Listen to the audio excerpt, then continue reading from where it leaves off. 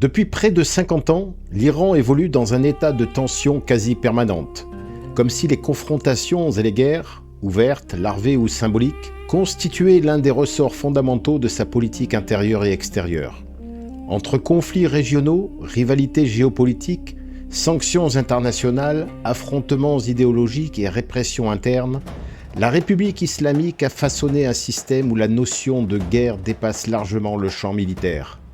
Elle est un élément constitutif de l'identité du régime, un cadre de pensée, un outil de mobilisation, parfois même un instrument de légitimation du pouvoir. Comprendre les dynamiques profondes qui structurent l'Iran contemporain, sa société et sa place au Moyen-Orient implique d'examiner comment il s'est construit et institutionnalisé dans une logique d'état de guerre permanente.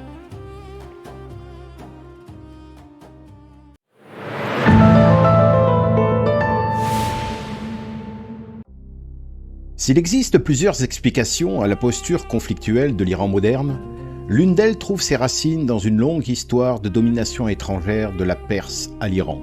Remontons au XIXe siècle, lorsqu'à la faveur du déclin de la dynastie persane, les Safavides, Ottomans, Russes et Britanniques se disputent son territoire et ses ressources. C'est le début d'une longue période d'ingérence où la Perse perd de nombreux territoires. La Russie s'empare du Caucase et de quelques territoires en Asie centrale, tandis que les Britanniques, via la Compagnie des Indes orientales, étendent leur influence dans le golfe Persique et le sud du pays. De nombreux traités confirment ces dominations économiques et territoriales. En 1908, la découverte du pétrole attire de nouvelles convoitises. Ce sont les Britanniques qui prennent alors le contrôle de ces ressources via l'Anglo-Persian Oil Company, la future British Petroleum. Pendant la Première Guerre mondiale, la Perse est officiellement neutre. Elle est néanmoins occupée par les Russes, les Britanniques et les Ottomans. Après la Première Guerre mondiale, et suite à une période d'instabilité politique, Reza Shah Pahlavi devient le nouveau Shah de Perse en 1925. Il tente alors de moderniser son pays et de réduire l'influence étrangère en donnant le nom d'Iran à la Perse. Mais le pays reste sous pression. Arrive ensuite la Seconde Guerre mondiale.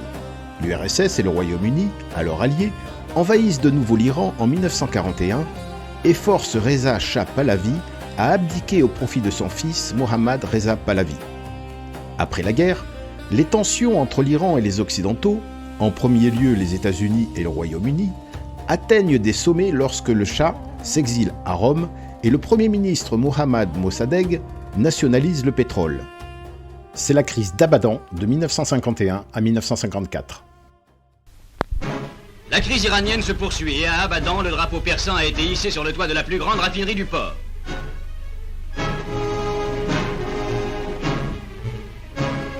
Simultanément, des milliers de manifestants nationalistes portaient en triomphe leur leader, M. Makki.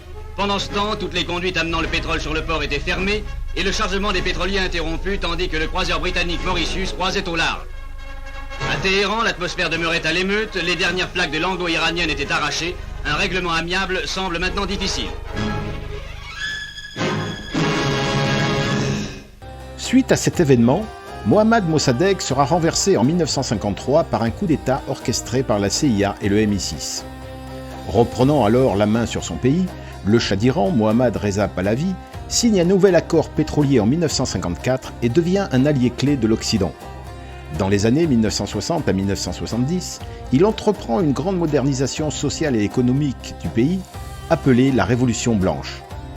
Mais son régime autoritaire et pro-américain suscite un mécontentement croissant mené par les islamistes et les marxistes. En janvier 1978, les premières manifestations lancent la révolution iranienne.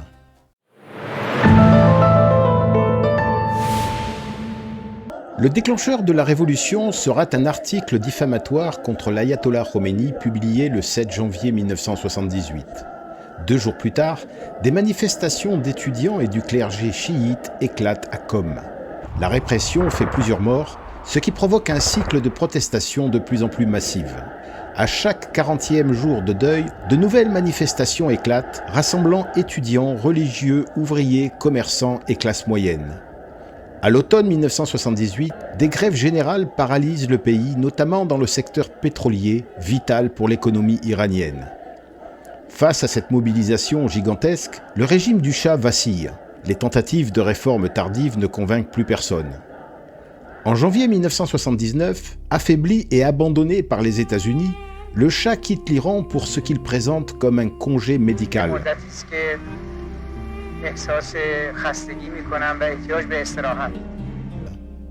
Quelques jours plus tard, Khomeini quitte son exil en France et rentre à Téhéran, accueilli triomphalement par des millions de personnes. Le gouvernement s'effondre définitivement et en avril 1979, un référendum établit officiellement la République islamique d'Iran. Mais cette révolution ne se contente pas uniquement de changer de régime. Elle se définit par la vision islamique et conflictuelle de Khomeini. L'islam devient la religion d'État, l'Occident l'adversaire principal, Israël l'ennemi absolu et les États-Unis le grand Satan. Le 4 novembre 1979, la prise de l'ambassade américaine à Téhéran n'est pas un accident diplomatique. C'est une déclaration idéologique. Le message est clair et sans détour. La guerre contre l'Occident commence ici. Le conflit devient alors un élément identitaire iranien qui inspirera bientôt d'autres mouvements islamiques bouleversant les équilibres géopolitiques.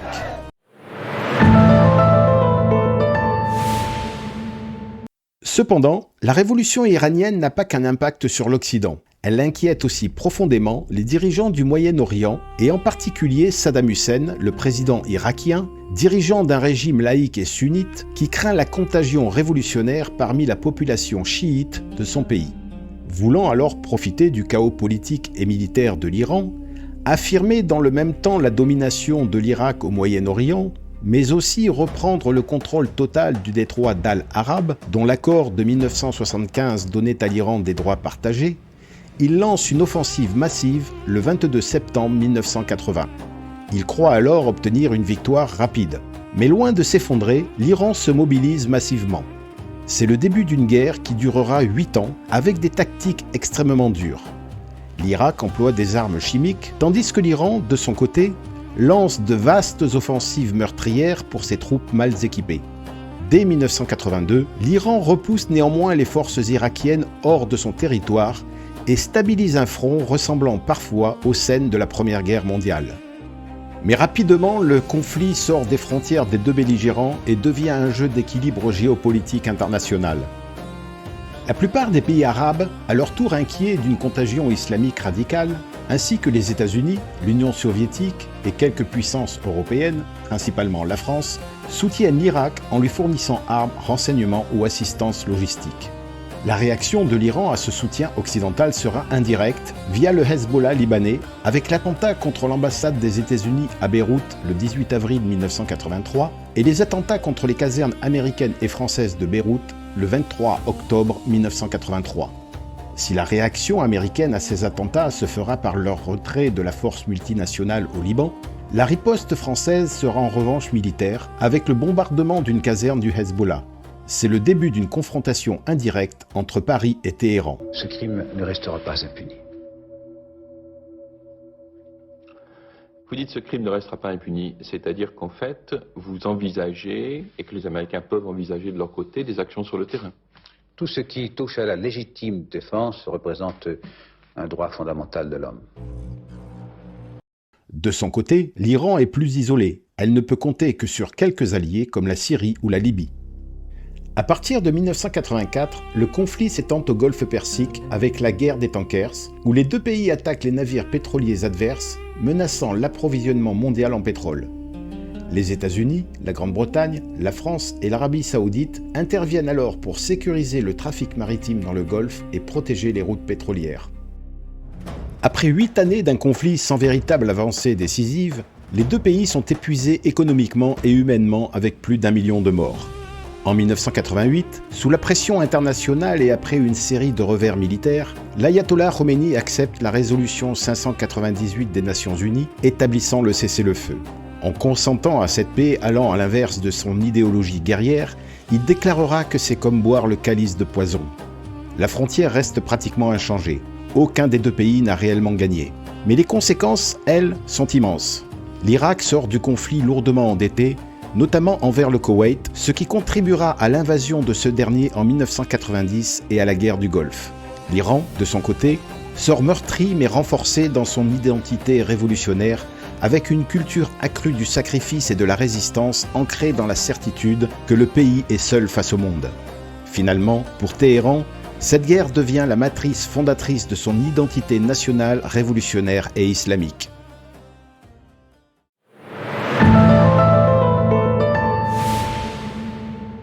À la mort de l'ayatollah Khomeini en 1989, l'ayatollah Khamenei devient le guide suprême de la révolution islamique.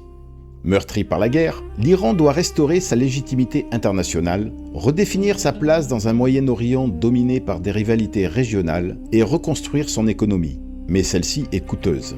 Le nouveau président de la République islamique, Hachemi Rafsanjani, oriente alors sa politique vers une période de pragmatisme économique et diplomatique pour amorcer un rapprochement avec l'Europe et les monarchies du Golfe, notamment l'Arabie saoudite, afin d'attirer des investissements étrangers. Sa politique étrangère est alors guidée par 3 principes. Préserver l'indépendance du pays, réduire l'isolement diplomatique et défendre l'idéologie de la République islamique.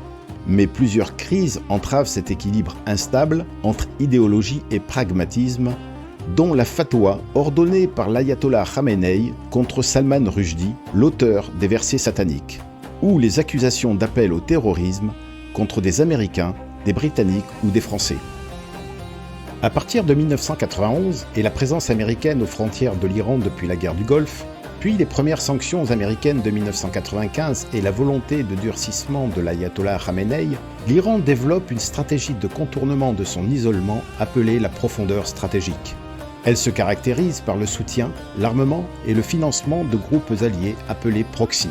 Ce sont le Hezbollah au Liban, les milices chiites en Irak, les Houthis au Yémen et le Hamas dans les territoires palestiniens. Le conflit est désormais exporté. Mohammad Khatami, élu à la présidence de la République islamique en 1997, tente malgré les réticences de l'ayatollah Khamenei un virage diplomatique en essayant de réduire les tensions internationales. Malgré son appel au dialogue des civilisations à l'Assemblée générale des Nations unies en 1998, les États-Unis restent méfiants, notamment en raison du programme nucléaire iranien et du soutien de Téhéran à ses proxys. Après les attentats du 11 septembre 2001, l'Iran coopère indirectement avec Washington en Afghanistan contre les talibans sunnites, mais se heurte encore à la méfiance américaine. Le discours de George Bush en 2002, classant l'Iran dans l'axe du mal, met fin à toute dynamique de rapprochement. This is a regime that has something to hide from the civilized world. States like these and their terrorist allies constitute an axis of evil, arming to threaten the peace of the world.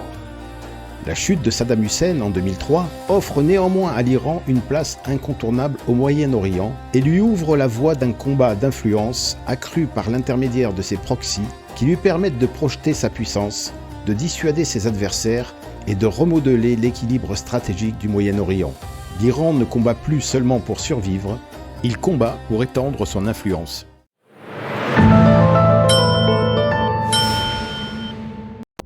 Enfin, au cœur de toutes ces confrontations se trouve le projet nucléaire. Le programme nucléaire iranien n'est pas récent. Il remonte à 1957, lorsque Washington et Téhéran signent un accord de coopération nucléaire civile et pacifique dans le cadre du programme Atoms for Peace.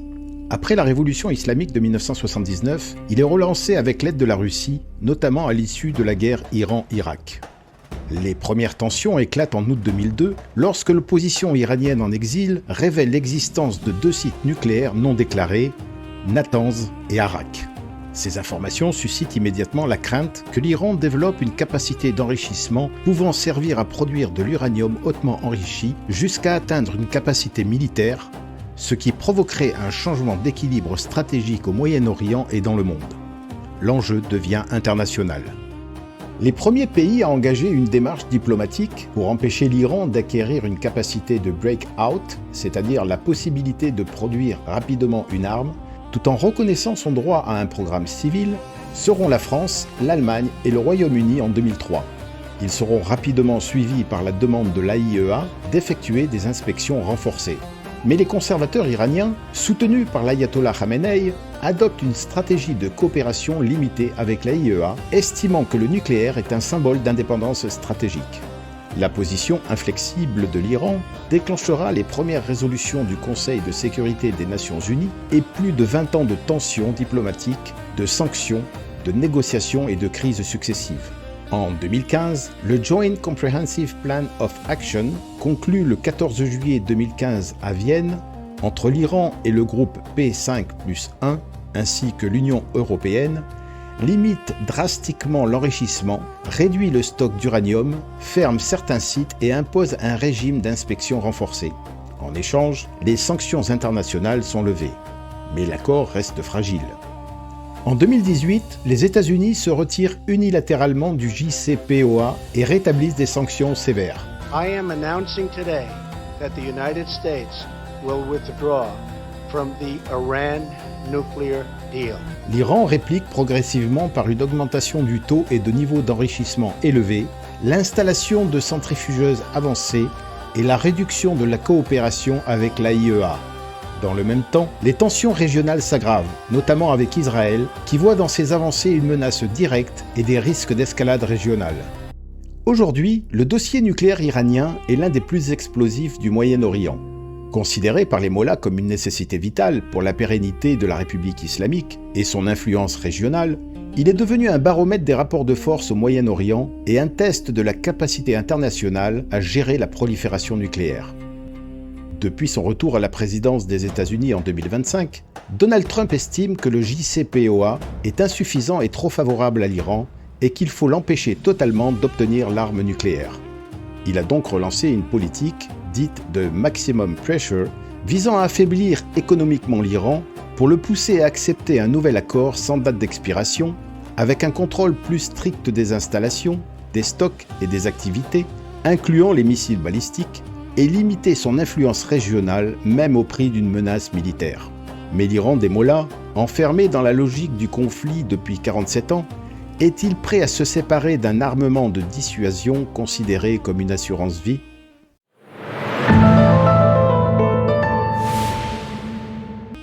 La stratégie affichée de Washington pour forcer l'Iran à accepter un nouvel accord nucléaire est de combiner pression maximale et ouverture diplomatique.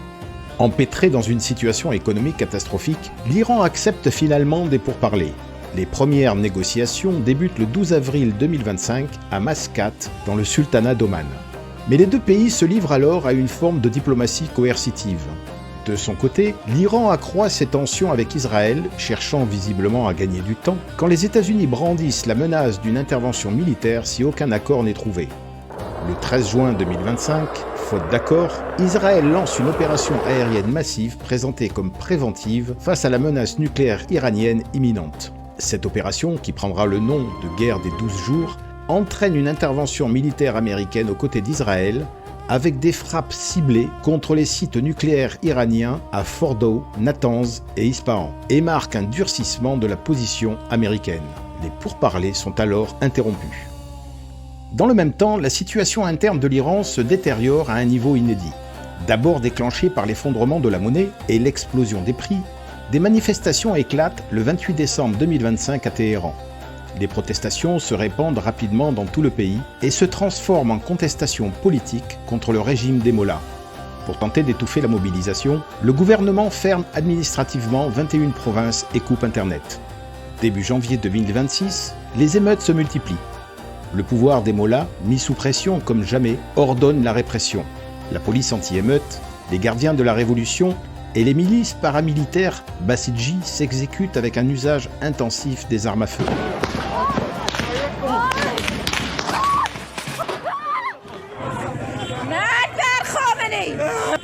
Le bilan humain est lourd. Des estimations internes évoquent au moins 30 000 morts. L'Iran vient d'entrer en guerre contre lui-même. Cette répression sanglante contre sa propre population attire rapidement l'attention internationale et déclenche les premières prises de position de nombreux responsables politiques occidentaux. La pression sur l'Iran s'intensifie. Fin janvier, Donald Trump ordonne le renforcement militaire de ses bases au Moyen-Orient et l'envoi de 2 groupes aéronavals complets. La reprise des négociations, fin février 2026, avec les émissaires iraniens n'aboutissent pas. Considérant alors que leur programme nucléaire approche d'un seuil critique, La diplomatie est brutalement rompue le 28 février 2026 par une attaque massive des forces israélo-américaines. Plusieurs figures du régime, dont le guide suprême Ali Khamenei, sont éliminées lors des premières frappes. Après 47 ans de guerre larvée, de menaces et d'attentats contre l'Occident, d'appel à la destruction d'Israël et la mort du grand Satan, l'Iran entre finalement dans un combat frontal. Mais rapidement, ce conflit bilatéral s'internationalise. Le blocage du détroit d'Ormuz par l'Iran impacte l'économie mondiale et se pose alors la question du positionnement de la Chine qui achetait près de 90% des exportations iraniennes de pétrole. Dans le même temps, la Grande-Bretagne et la France, liées par des accords de défense avec plusieurs pays du Golfe Persique, renforcent respectivement leurs bases militaires au Moyen-Orient dans le cadre d'opérations défensives. Ils accentuent aussi leur présence en Méditerranée orientale, à Chypre pour le Royaume-Uni, et par l'envoi du porte-avions Charles de Gaulle au large du Liban pour la France, suite à l'appel à l'aide du président libanais. Et maintenant, cette guerre sera-t-elle le combat final de la République des Mollahs ? Aidera-t-elle les Iraniens à se libérer d'une théocratie répressive qui opprime son peuple ? Les encouragera-t-elle à transformer la prophétie d'une chute des Mollahs en possibilité ?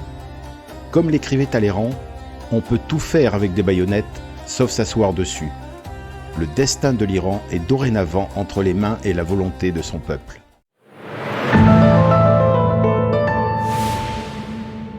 Voilà où nous en sommes aujourd'hui. La guerre fait rage en Iran et le régime des Mollahs vacille. Alors quel sera l'avenir de ce pays ? Nous suivrons avec intérêt l'évolution des événements et je vous dis donc à bientôt pour parler d'un éventuel nouvel Iran.